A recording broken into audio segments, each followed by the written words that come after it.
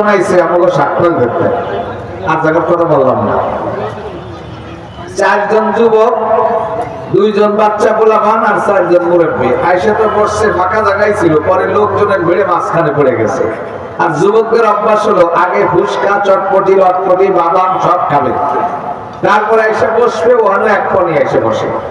এত কিছু খাইলে পেটের ভিতরে গ্যাসের সিলিন্ডার হয়ে গেছে না, এখন গ্যাস তো ধাক্কাইতেছে বাইরে বিকল পথ দিয়ে।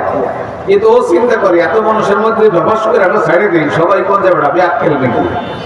তাই ও মনে মনে ভাবছে কি করি। পরে দেখে যে ওই যে পিচ্ছি যে 2টা আসছিল, ওরা একটা ভাবে ঝিমাইতেছে, উনি ঠাস করে বাইরে দিয়ে ওর পেটে টাস করে একটা থাপড় মারছে। আমার থাপড় দিয়ে মজলিস এসে বাতাস ছাড়িস, বাতাস কেউ ছাড়ছে, ছাড়ছে কে? আর থাপড় দেয় কারে? ওরা 3 বন্ধু দেখে বাড়ি কায়দা বাতাস ছাড়বো আমরা, থাপড় দেবো, প্রত্যেকে ঠাস করে একটা মারে, পরে টাস করে একটা থাপড় মারে। ও কাঁদবে আর কাকা আমি কি করলাম, আমার সবাই থামড়া। কাকা তো সব দেখছে, কাকা কইলে তুমি কান্দাকাটি করে লাভ নাই, বাতাস যেই ছাড়ুক খাবুর তুমি খাবা। অবস্থা হলো তাই, সারা বিশ্বের ইহুদি, খ্রিস্টান, হিন্দু, বৌদ্ধ এই পৃথিবীতে জালেম, এবং জাতিসংঘ নামে যে বড় বড় কুকুরের সঙ্গ হয়েছে, এগুলো মুসলিমদের জাতীয়তাবোধ ধ্বংস করার জন্য আসছে। মানব অধিকার নামে যে অধিকার সংগঠন তৈরি করেছে, মুসলিম জাতির অধিকার তারা জীবনে দেবে না। নিরাপত্তা পরিষদ নামে আন্তর্জাতিক পরিষদ তৈরি করেছে, কোনদিন মুসলমানের নিরাপত্তা দেয় নাই। অতএব মুসলমানের নিরাপত্তা দেওয়ার জন্য আল্লাহ ওয়াদা দিয়েছেন। কে?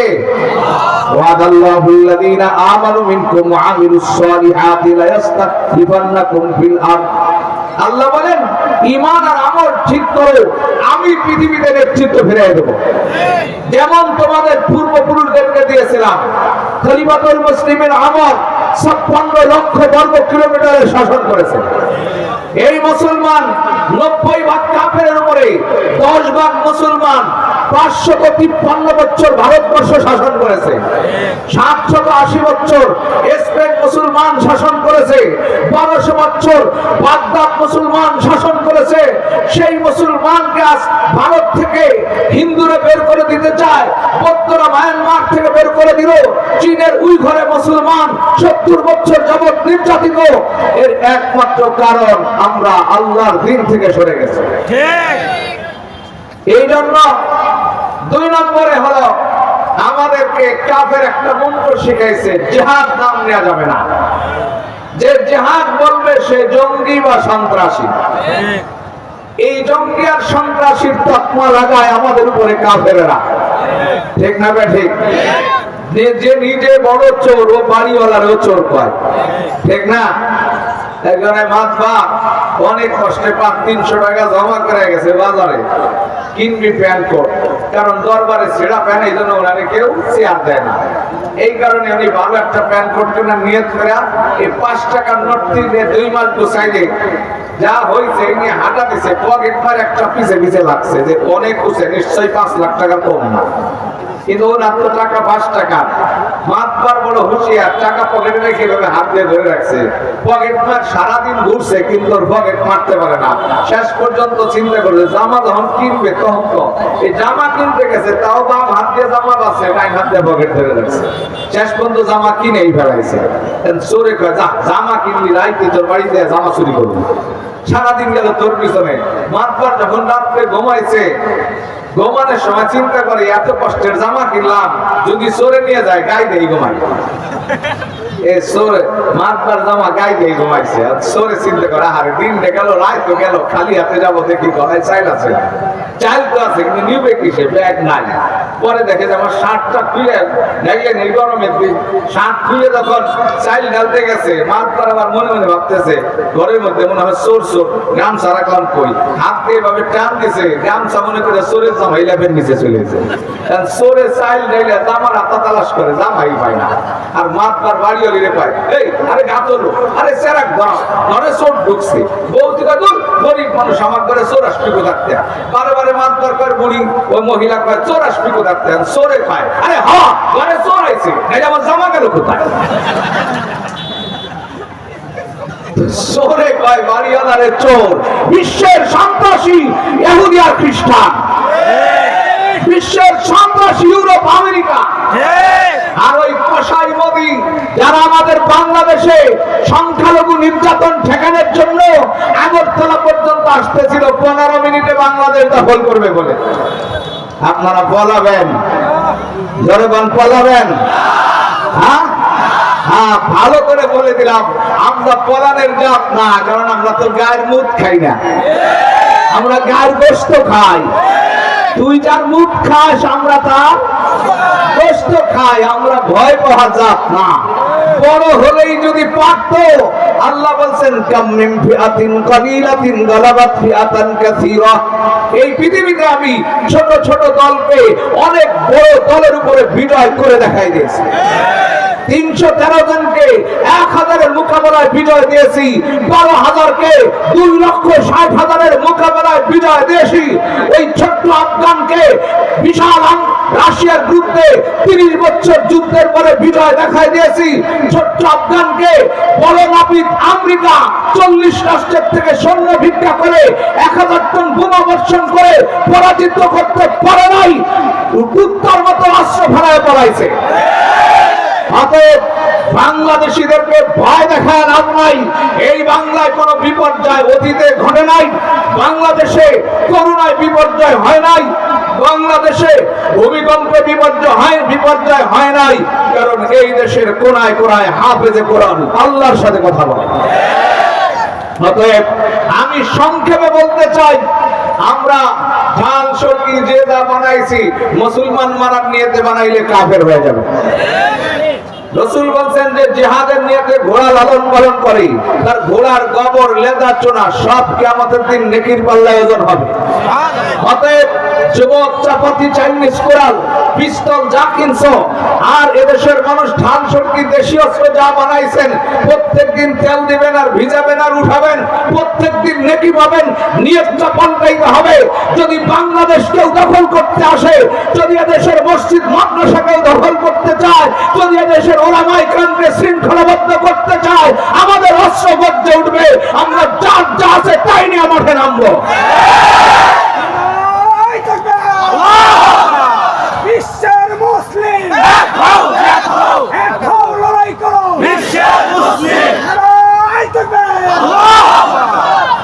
জিহাদ আর সন্ত্রাস এক নয়, এই কথাটা মনে রাখবেন। কারণ অস্ত্র হাতে নিয়েই যদি সন্ত্রাসী হয়, তা সবাই এখন সন্ত্রাসী। কারণ দাও খুলতা কঠিন কুড়াল না আছে কারবারি আছে কিনা? আপনি কি সন্ত্রাসী? হ্যাঁ, দাঁড় কান বাস কাটা তারপর দিয়ে মানুষের গলা কাটেন, আপনি সন্ত্রাসী। কঠিন কাম তরকারি কাটা, মহিলা যদি বটি দিয়ে স্বামীর হত্যা করে, মহিলা সন্ত্রাসী। সাফলের কাম গর্ত করা, তাদের যদি মাথা বাড়িয়ে ভাঙেন, আপনি সাফলওয়ালা সন্ত্রাসী। ঠিক না ঠিক?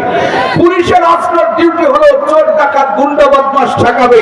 পুলিশ যদি নিজেই ডাকাইদের সহযোগিতা করে, পুলিশ সন্ত্রাসী। বিডিআরের কাজ হলো দেশের সীমানা রক্ষা করা। বিডিআর যদি বাংলাদেশের আর্মি হত্যা করে, বিডিআর সন্ত্রাসী। আর্মির ডিউটি দেশকে বহিঃশত্রু থেকে রক্ষা করা। আর্মি যদি দেশের প্রেসিডেন্ট হত্যা করে, আর্মি সন্ত্রাসী। অতএব অস্ত্র হাতে ধরার নাম সন্ত্রাস নয়, অস্ত্রের অবৈধ ব্যবহারের নাম সন্ত্রাস। আজ বিশ্বের ছোট্ট একটা প্রাণী যদি পিপিলিকা, তার গায়ে আঘাত লাগলে কামড় মারে, উল্লায় আঘাত লাগলে কামড় মারে, কাকড়াকে ধরতে গেলে সে প্রতিহত করে। সবার যদি প্রতিরোধ আর প্রতিহত করার ক্ষমতা থাকে, মুসলমানের নাই? আছে। তাহলে মুসলমান আজ যার চোখের সামনে তার বোনকে ধর্ষণ করে, আরেক যুবক আপন বোনের ধর্ষণ দেখে চোখটা বন্ধ করেছে, চোখের মধ্যে খঞ্জর ঢুকে দিয়েছে, একজন নারীকে হাতে পায়ে পেরাক পিটায়া 7 জনে ধর্ষণ করার পর তার গুপ্ত অঙ্গ চাকু দিয়ে কাটছে। এই দৃশ্য দেখার পরে যদি মুসলমান বুকে বোমা বন্ধে আত্মহত্যা করে কাফের বলার জন্য, একে যারা সন্ত্রাস বলে, ওরাই বিশ্বের সেরা সন্ত্রাস। ইস্কন্দের আস্তানা, নাস্তিকদের আস্তানা, বিশ্বের মুসলিম। এখন শোনেন, এই জঙ্গি যদি বলে আমি খুশি হব, কারণ জং মানে যুদ্ধ, আমরা গজল গাই না, হানজালার শহীদ হইল জঙ্গে উহুদে। জঙ্গে উহুদ মানে কি? যারা বলো জং কি খারাপ? যদি জং খারাপ বলেন তো আপনি নবীকে খারাপ করলেন। জাহাদের জন্য 484 খান আয়াত নাযিল হয়েছে, নামাজের আয়াত তো 82, ঠিক না ঠিক? অতএব জিহাদকে অস্বীকার করলে সে কাফের, ঠিক না ঠিক? এই জন্য জিহাদ আর সন্ত্রাস এক না। আমি এক জায়গায় ওয়াজে গেছি, আমারে কইতেছে, হুজুর আপনার বাড়ি বঙ্গবন্ধুর রওজা শরীফ থেকে কত দূরে? ওর কথা শুনে আমার পাঁচটে মাথা বন্ধ জল বাড়াচ্ছে। কয় কি? আমি বললাম যে ভাই এই শরীরে যত আমাদের যা কিছু উৎপাদিত হয়, লোম কেশ একই সব, কিন্তু ভিন্ন ভিন্ন নাম আছে, ঠিক না বেটি? মাথার উপরে হইলে চুল, নাকের নিচে হইলে, চুতমার নিচে হইলে, বগলের নিচে হইলে পশম, আর নাভির নিচে হইলে বলেন সব কয়টার কি এক নাম? কবর হইলে কি রওজা হয়? এদেশে বাবার ভক্ত যারা, কেউ খাজা বাবার ভক্ত তাগো রওজা, আর কেউ মুজিব বাবার ভক্ত তাগো রওজা। সব চুল যদি এক হইতো তাহলে সব কবরেরও এক নাম হইতো। রাসূলের রওজার সাথে, কারণ রওজা মানে যা বাগান। আল্লাহর নবী বলছেন এটা রওজা তো মিন রিয়াজিল জান্নাহ, ঠিক না বেঠিক? রাসূলের রওজাকে জান্নাতের বাগান বলা যায় নিশ্চিত, কিন্তু তোমার বাবার বাড়ি জান্নাতের বাগান হবে নিশ্চয় আছে? তাহলে কি কইরা আমরা বলি? এই জন্য সব পশমের যেমন এক নাম না, সব মারামারির এক নাম না। পৃথিবীর মধ্যে মারামারি সবচেয়ে খারাপ, আমার মারামারি সবচেয়ে বড় ইবাদত। কারণ আজ যদি মদিনাতুল উলুম মাদ্রাসা ভাঙার জন্য এদেশের হিন্দু বৌদ্ধ খ্রিস্টান ঐক্যবদ্ধ হয়ে অস্ত্র শস্ত্র নিয়ে আসে, আমি বললাম যে তালিমের দ্বারা আল্লাহ বরকত দেয়। আমি মাদ্রাসায় পড়ান শুরু করলাম, তবলিগরা বলল আল্লাহ রাস্তায় বেরোলে বিপদ দূর হয়, সে চিল্লায় চলে গেল। চরমনাই বলল জিকিরের দ্বারা কলব পরিষ্কার হয়, তারা জিকির করতে শুরু করলো। ধনীরা বলল যাকাত দিলে বিপদ দূর হয়, তারা যাকাত দেওয়া শুরু করলো। আর ঠান্ডা মাথায় এদেশের হিন্দু বৌদ্ধ খ্রিস্টান মদিনাতুল উলুম মাদ্রাসা ভাঙে চলে গেল। এই মুহূর্তে এই কোন ইবাদত কাজে লাগবে? এই মুহূর্তের ইবাদত হলো যে হিন্দু বৌদ্ধ খ্রিস্টান মদিনাতুল উলুমের একটা ইটে আঘাত করবে, ওর মাথা ভাঙলে সওয়াব হবে, ওরে লাঠি মারলে সওয়াব হবে, ওর পেট ফুটা করলে সওয়াব হবে। এই জন্য আমি বলতে চাই, এদেশের হিন্দু বৌদ্ধ খ্রিস্টান দুলামিয়ার মতো বসবাস করতেছো, সুখে থাকতে যদি ভূতে কিলায়, ভূত ছাড়ানোর কিন্তু লোক আছে। হ্যাঁ, আমি বলি না এক জায়গায় এক কালির ভার আসে, কিসের ভার? এক কালির ভারে ওষুধ দিলে কালিরে চিন্তা দেওয়া লাগে। মুসলমান যায় চিন্তা দেওয়া শুরু করছে। যুবকরা আমার কাছে এসে বললো, আমি বললাম ভার ছুটিতে হবে, ভার দিয়া একেবারে মোটা ঘাড় মোটা আফজাল ভাই বাপজিওয়ালা এরকম 9 জন দিয়ে পাঠাইতেছি। যখন মহিলার ভার উঠছে, ভার উঠতে তারা চিল্লানি দেয় না, এখন কে তুমি? কয় কালি। কিছুক্ষণ পরে আমাদের আফজাল বড় ভার উঠছে, কে আপনি? কয় আমি আলী। উনিও কতক্ষণ হেল হুল কইরে লাভ দেয়া ওই কালির বারোলার চুল ধরে কিলে আর কয় ওরে শালি, তোমারে চেয়েছিলাম বাড়ি, এই যে গাইছো কে? এই যে আলীর কিল খাইয়া কালির ভার গেল, আর জীবনে আসে না।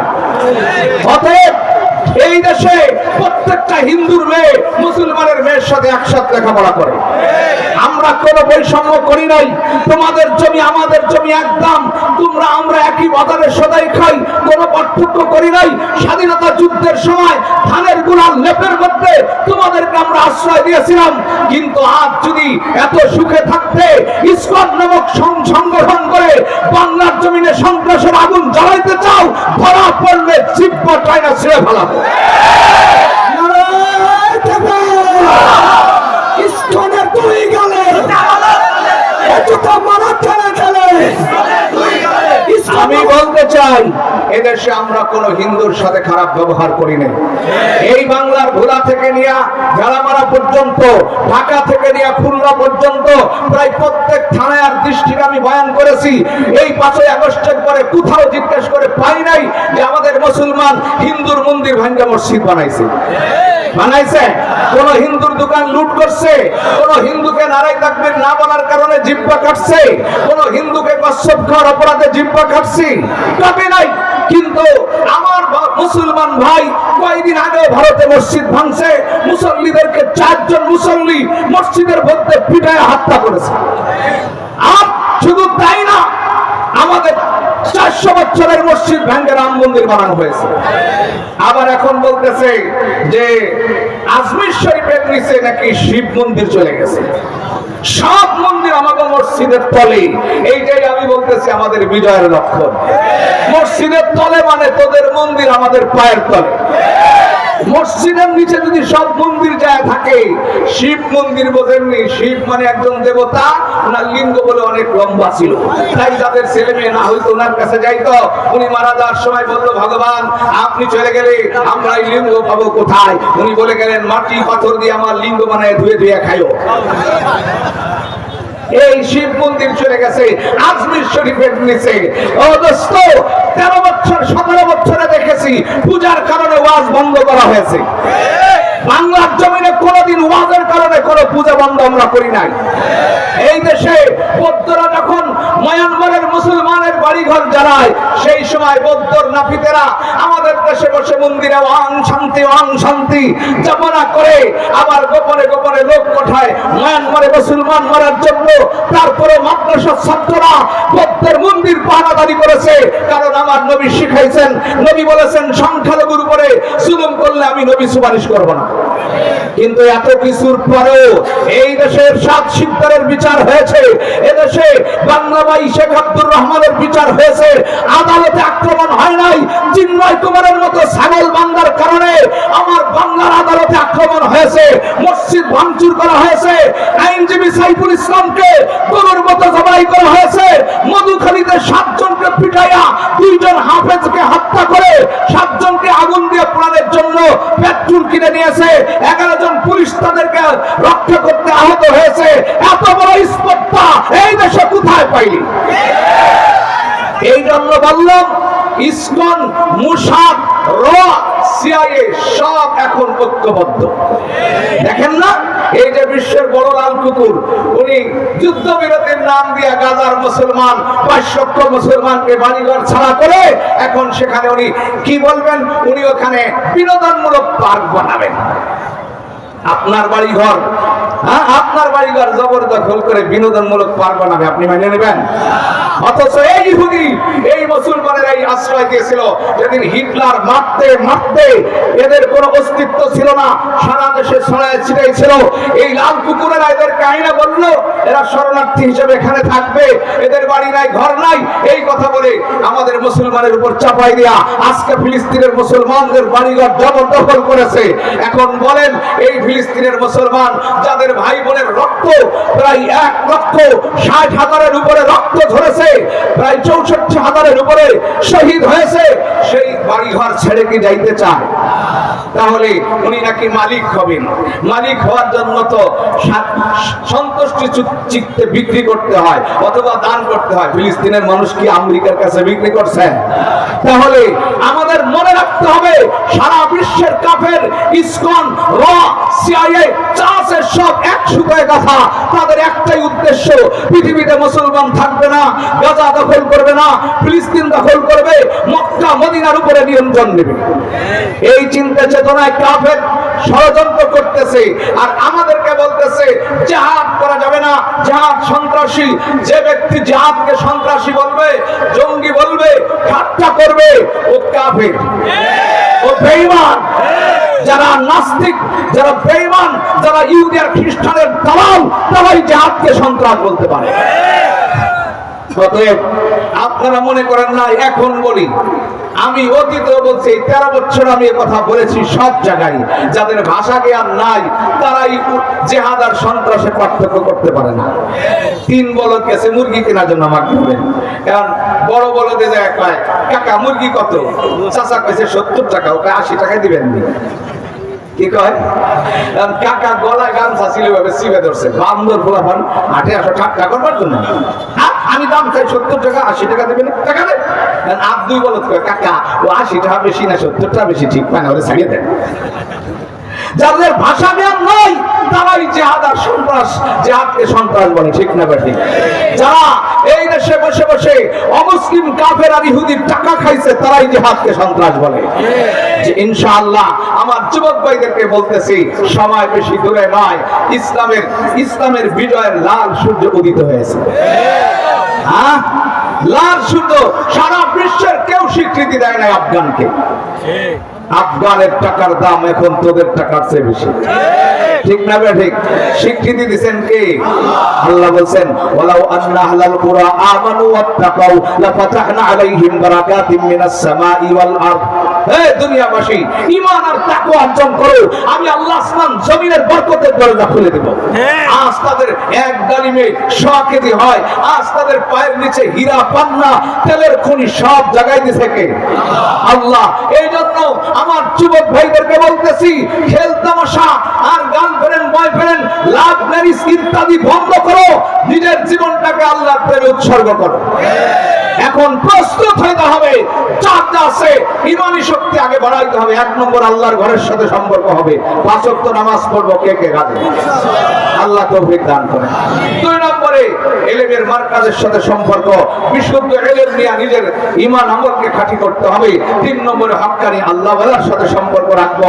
আল্লাহ যেন আমাদের সকলকে ইসলাহ হওয়ার তৌফিক দান করেন এবং এই ইহসানুল মুসলিমিন এই সংগঠনকে আল্লাহ কবুল করেন। এই যুবকদেরকে আল্লাহ তাআলা বিশ্বের যেই মুসলমানেরা, যেই মুজাহিদরা সারা বিশ্বের আন্তর্জাতিক বিজয় আনার জন্য চেষ্টা করতেছে, আল্লাহ যেন সেই কাফেরার সাথে জড়ায় দেন। আমাদের সকলকে আল্লাহ কবুল করেন। ওয়া আখিরু দাওয়ানা আলহামদুলিল্লাহি রাব্বিল আলামিন।